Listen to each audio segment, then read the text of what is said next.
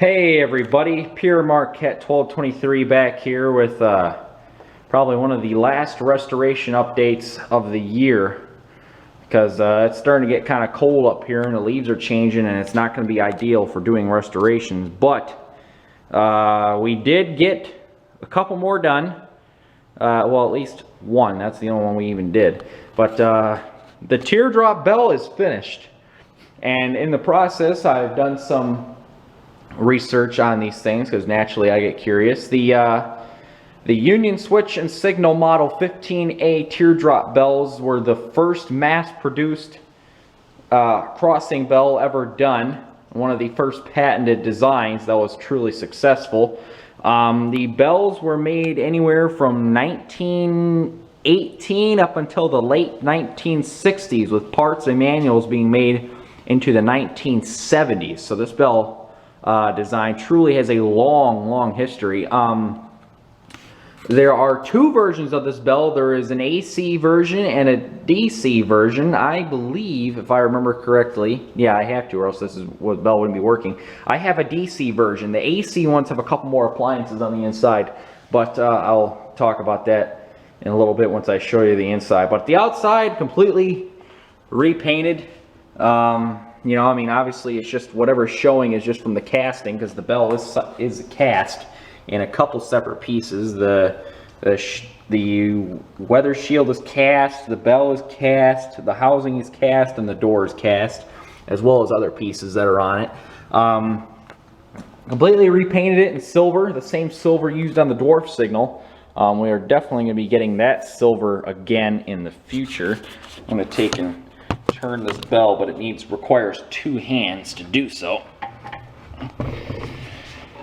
Here's the back. As you remember, the back was completely covered in brush strokes from the old paint that was coated on here.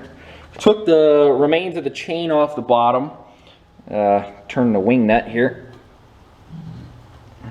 And I'll show you the inside and the mechanism of this bell now that it's all cleaned up.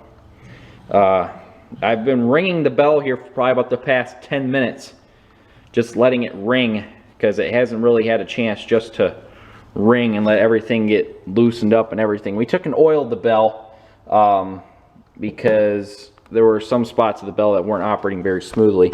We're gonna get some contact cleaner here probably tonight and clean up the bell.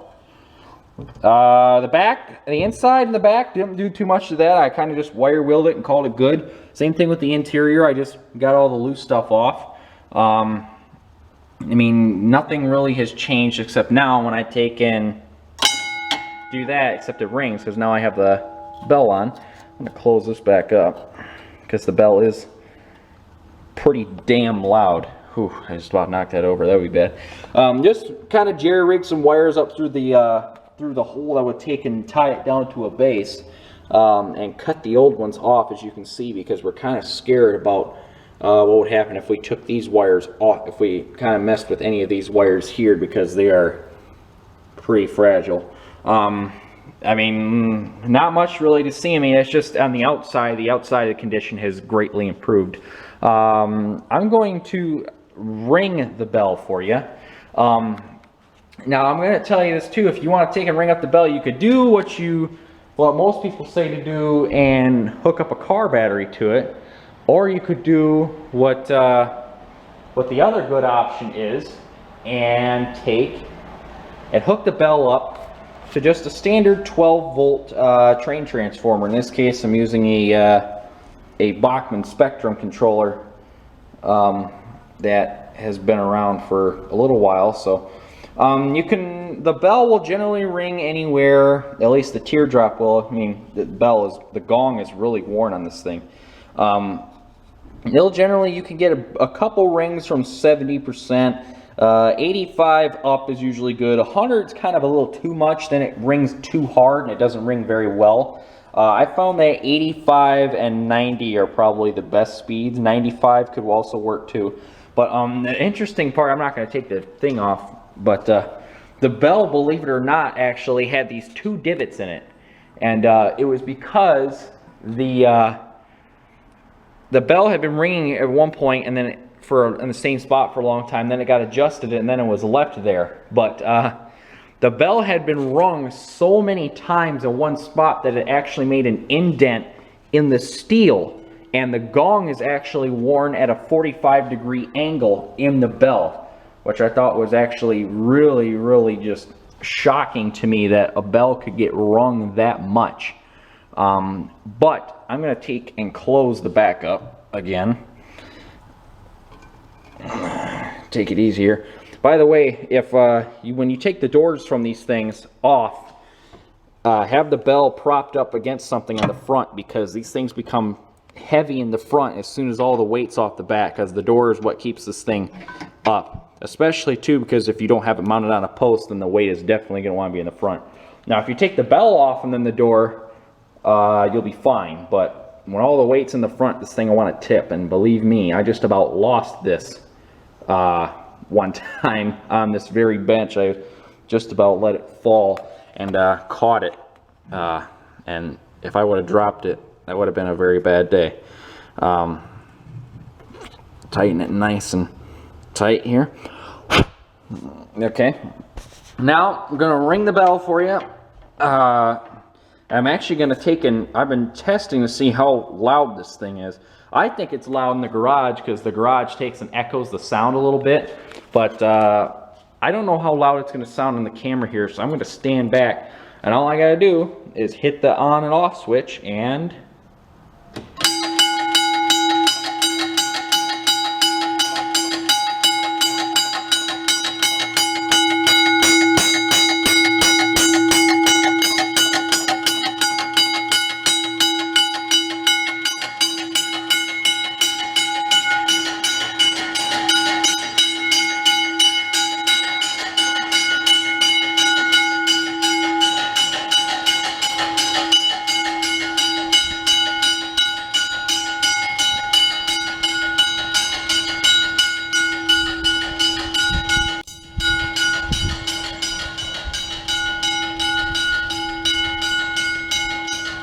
And as you can see, it still sounds pretty dang good from a long distance. I don't know how much the garage is helping it, but that's probably 25 feet away.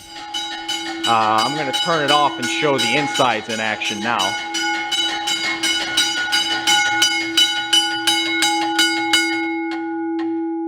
Kind of surprised nobody's actually came out to investigate what the heck is making all the noises. I've actually been ringing it quite a bit for about the past 15-20 minutes.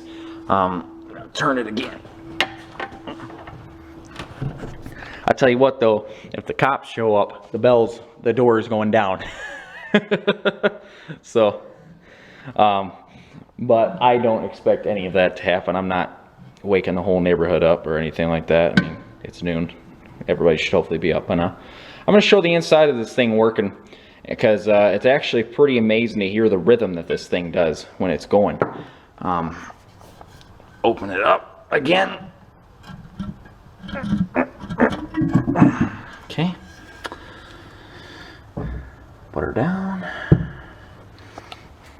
It's actually going to sound a little bit louder now with the thing open, but watch this thing beat and listen to it. It's actually really cool. It sounds very mechanical. I like the sound of it.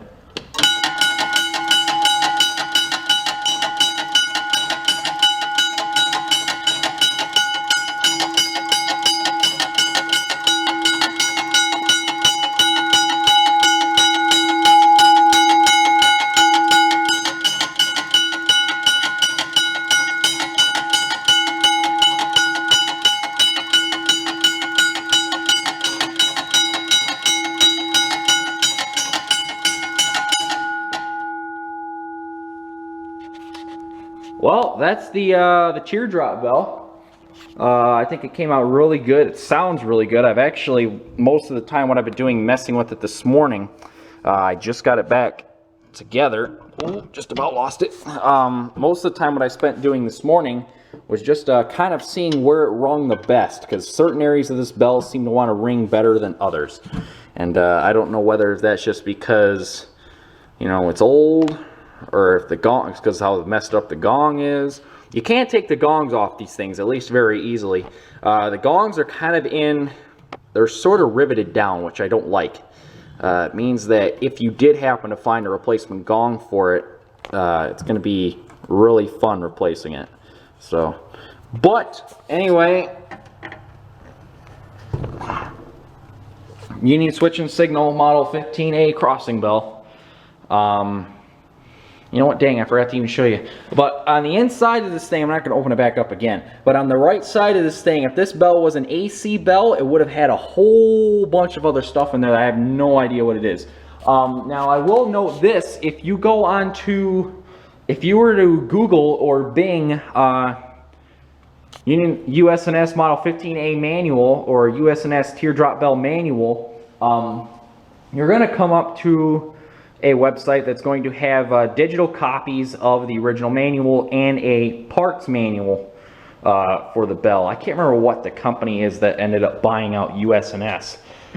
But anyway, they can have those on there, and if you need to, I mean, it won't show you how to take it apart, but if you need to know exactly where something goes or if you're missing something, you can go on there. It also shows a diagram of the interior of this bell and breaks everything down for you. So if you need any help there, but like I said, I can't remember what the company is, but it's like the first thing that comes up if you Google it or Bing it. So, I mean, it's not that hard to figure out.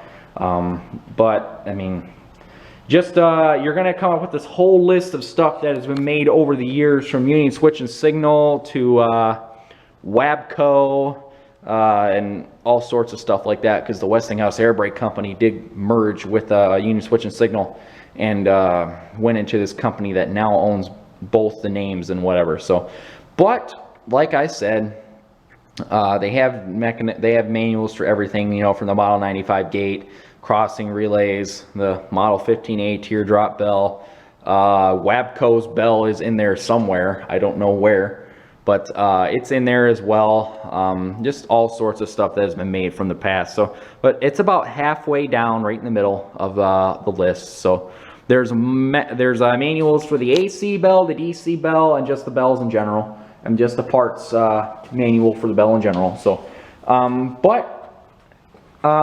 hope that you enjoyed watching the Teardrop, and if you wanted to look at how it was from the beginning, check out the original video to see how it was pre-restoration, and I think it has come out very, very well. So, oh, and by the way too, I was wrong about something. Not all these bells did come in black. Just mainly the earlier ones from like 1940 and older came in black. Later on, as the bells went on, I think they just started painting them silver, so the railroads weren't having to. They probably got the memo and quit painting them black finally. But still a cool bell. I'm guessing it's probably a third generation bell. The first generation would have the US&S logo, and it would just say Union across it, and these really thick and bold letters. And those bells were only made for 1 year, and they are very, very rare and valuable if you ever find one.